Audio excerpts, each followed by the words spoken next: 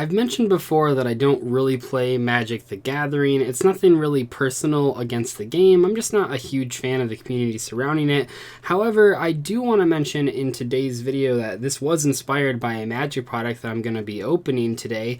And the reason being is that if we look at every single card game, if we look at Hearthstone, Pokemon, and Yu-Gi-Oh! Games I'm very, very familiar with, and also Magic the Gathering, just any card game in general, they really want to attract new players into the game. Not only is it good to grow the player base so that the tournaments have more people attending them, but if you compare newer player purchases to veteran player purchases, oftentimes the veteran players are not buying sealed product, which does not actually help the business end of a card game company. So these companies really want to attract newer players, and in some cases they're even willing to take losses up front just to get new people into the game. And the other day at my Yu-Gi-Oh locals, they were having a Magic locals, and actually the Magic players at this new locals that I've been going to, they're honestly fantastic. They were doing a draft and they were all very nice, very different from what I've experienced in the past, so that's really cool. Nothing against the Magic people, but at this locals in particular, outstanding people. Anyway, so they had these things and they were behind the counter, and they are little starter decks, and they had one for all of the Magic colors. There's, I don't know how many there are, 6, right, or 5?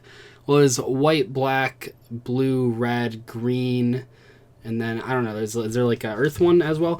Not entirely sure. I'm pretty sure it's not. Just 5, maybe? Anyway, they had these, I have no idea. They had these behind the counter, and they had however many colors there are, and they're really cool. So this is an idea that I've not seen in Yu-Gi-Oh! The closest thing to Yu-Gi-Oh! In terms of this type of product is like the demo days that they do, where you can get some free cards and play against someone that can teach you how to play the game. That's kind of what this is. So what all these have, they have like a character on the front, and then it had like a description. I know Magic's like really big into the whole picking colors or picking decks based on like your personality type. That's something that Yu-Gi-Oh! Really doesn't do. Obviously they're marketing towards different types of people, but that seems to be like something that Magic's really into, which is cool. So on the back here it said, as a green mage, the natural world is at your command. The power of life itself fuels your magic. Summon enormous beasts to trample your opponents on your way to victory. Isn't trample a game term? Isn't that like rush or... isn't that like Rush in Hearthstone? Or what am I? Charge is the word I'm thinking of in Hearthstone. So this includes 2 ready-to-play 30-card decks and a welcome letter, and these are completely free. So that's what I didn't actually know. They had a whole bunch of these, and they're completely free, and they're meant to get people to learn the game. And what's cool about them, it's not just 2 30-card green decks. There's actually, so I've already opened this a little bit, but so the guaranteed deck is green, right? That's kind of what... The reason I picked this is, I mean, I've been playing a lot of Hunter in Hearthstone. That's kind of looks like one of the Hunter heroes. Anyway, so it comes with whatever the color you picked was, 30 cards, and then it comes with just a random color inserted. So what you can do here, what the idea is, I don't know what the Yu-Gi-Oh! Equivalent would be, I guess like 2 20-card decks that have different archetypes in them. So you can, if you want to play against your friend that's like trying to teach you how to play, or you're trying to teach them how to play, you give them one of the decks, you take one of the decks, and then you can play with sort of this simplified version of the game. I'm imagining the cards in here are not very good. I think the guy behind the cash register even said they weren't very good, which is fine. It's totally fine. You're just trying to learn how to play. And then afterwards, he said, like, if you really wanted to, you could technically just enter a tournament by combining these 2 strategies. You'd have enough lands from each of the different colors you're playing here, black and green, so you could do that, and I think that's a really cool idea. So in today's video, I thought we would kind of open those and go through them. We can take a look at the welcome letter. Tips for learning and teaching Magic. Learning how to play gives you the link to their website. Teaching a friend. Oh, see, this is exactly, yeah, it's really like pushing people. It's not only just like a starter deck, which is just for like one person to learn, and then you have to buy another starter deck. These are completely free 30-card decks that you can then, they encourage you to find a friend to teach you how to play, and I think that's cool. I think it builds up the Magic community. I don't know how people actually feel about this, but I think it also encourages people to go to their local game stores. As someone that's not a Magic player, I just saw these behind the counter, and I was like, oh, what are those? They don't have a price tag on them. Welcome to Magic the Gathering, so you can kind of, there's a link to like the new Magic. So this is something, like I said, Yu-Gi-Oh! Does not have. They have those demo days, which are free, and you do get some pretty, I think they give you the cards. I don't think they just teach you how to play. This doesn't technically have a rule book. Oh, it looks like it has something there. Let's just open this. Oh, nice. The Magics have the old pull tabs like Yu-Gi-Oh decks used to have. So if we how to cast spells. Oh, so it does have like a short guide. I am like relatively familiar with how Magic works in terms of like how to cast things, and I know how like the attacking goes. It's very similar to Hearthstone from what I've heard. It's just instead of automatically getting the mana, you have to play the lands. And I played Pokemon as well, so I'm pretty familiar with that on like a basic level. So spells have mana cost in the upper right corner to cast spell, so you can do that kind of stuff. I'm assuming all the cards in this one are going to just be green and then colorless lands to cast them. Oh, and then they have the little board set up, which is kind of cool. They call the library. Discover more, and that's, I think, the character that's on the front. Yeah, looks like just in not so much of an action pose on your turn. Oh, cool. Yeah, so like this isn't obviously like the full rules for Magic the Gathering, but I think from a beginner's perspective, a lot simpler to do this. And if you think of like, so one of the issues with Yu-Gi-Oh these days, and maybe Magic players, I don't know, maybe the game, I'm sure the game has gotten more complicated over the years, but I think right now the biggest problem with Yu-Gi-Oh is that there's too high of a barrier to entry. You really do have to learn a lot of rulings. Like if you only play with like the newest summoning mechanic, just link summoning, I guess it's not that hard to learn. When you factor in like the pendulums and the link, or the pendulums and the synchros and the exceeds and all the fusions and rituals, flip summons, tribute summon, special summon, all those sorts of things, and that's just like to learn how to play. That's like really complicated. I think it's like one of the issues with Yu-Gi-Oh right now is that you have to learn like 10 or 15 years worth of rulings to actually play this game, whereas in Magic I don't think that's actually so much the case, especially if you're not playing with like the older formats. If you're just playing with the newer cards, you just have to know the newer cards. So looks like the big card we have here, Aggressive Mammoth. It is a 6 mana 8/8. That seems, wait, how is this not, is this not good? I'm like trying to put this in perspective of a Hearthstone card, and this would seem, this would actually be insane. A 6 mana 8/8 would be like crazy. I'm missing something here. Trample. This card can deal access combat during two player planeswalkers attacking. Oh, so that's not actually charge. Other creatures you control have trample. So how is this card not good? I mean, 6 mana seems like a lot, but if this was a Hearthstone card, this would be insane. There's like a 5 mana 8/8 that has like a huge drawback to it. So I'm just trying to put that in the perspective there. And we get all sorts of lands. So these are all forests because we have the green decks. We have Llanowar Elves. Oh, just a really easy mana ramp thing. I think green is less like Hunter and more like Druid if it has all the mana ramping. But there's like really basic cards here. You can see some artworks. And you know what? This was a cool idea. Like that's why I picked it up. That's why I wanted to open it.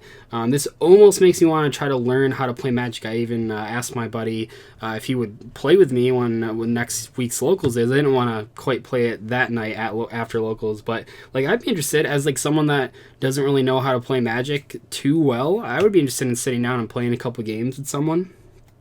Titanic Growth. Broken. How is this not good either? Is it just because these cards aren't good because you can't guarantee play them? I guess that's something I'm not factoring in. Like you're not guaranteed to have 6 lands on turn 6, where in Hearthstone you would be. Because this card in Hearthstone is a 4 mana card and it's played a ton. 4 mana gives something +4/+4. So how is this not? How are these cards not like broken? I'm sure some Magic players like cringe at that, but I mean just comparing them to Hearthstone cards, like these cards seem really good. Some forests. Centra, well, it's not all of them, because, yeah, I mean, this card doesn't seem too good. It's literally just a 3 mana, 3/3. Plummet, destroy target creature with flying. Forest, some more. Earth Sign Champion. And I would imagine all the decks are sort of on the same power level here. Chant creature. Some more forests, Wall of Vines. I mean, you can just kind of see what's going on. I mean, Giant Spider. I watched a Ristic, or is that how you pronounce that? Ristic Studies video? Probably Ristic. I don't know. It's based on like a card. There's like a video on Giant Spider and all the different artworks of it. It's pretty cool. That guy makes fantastic videos. See, this seems more like what I would think of a Magic card being stat-lined. A 4 mana 2/4. I don't know. Like in Hearthstone, the life total is 10 higher than Magic, so it's a little different. But in Hearthstone, if a card has like a mana cost of 2, you want the total stat value to be more than double what the mana cost is. So you would want like a 2/3. So that'd be 5 versus 4, which would be double. So yeah, just real basic deck. Not like a ton of crazy cards in here. I don't know, that I'm still stuck on that 6 mana 8/8. That just seems crazy, but I'm pretty sure it's balanced by, like, this card would be crazy in Hearthstone too. I'm pretty sure that these cards are all balanced by the fact that you're supposed to be playing like a 60 card deck, and also you're not guaranteed to have land on turn 6 necessarily. You might not have 6 lands, which is something probably like the biggest gameplay issue I have with Magic. I know that's like the whole point of it. I'm not really a fan of the land system. I don't like getting, one of the things I did not like about Pokemon was getting like energy screwed, so I know land screwed can happen. Gravewalker, 6 mana, 5/5. Pretty cool. I think the color of these symbols here is like what the rarity is. It doesn't actually say. And this one has like a little shiny thing. I know Alpha Investments always says that those shiny things, that's like what counterfeiters can't quite replicate, because you can always like scratch them really easily. So all these cards, pretty simple. Many of them you're noticing, or I'm noticing, have multiple colorless mana requirements or land requirements. That means that if you were to combine these decks, you could technically like play them together. So almost all these cards, I don't think any of them just take the black energy. Yeah, not that I can see. So it looks like they hand-picked cards that could actually, that guy's crazy looking. Look at that guy. He's like a big crocodile thing. Kind of dark. It's kind of hard to see. Yeah, you can kind of see here. I don't know. This is like a cool idea. Like, could Yu-Gi-Oh do this? Probably. Oh, that's crazy. Poor guy. Like, could Yu-Gi-Oh do this? Maybe. It might be a little difficult with all the different summoning mechanics, so both players can have that to look at.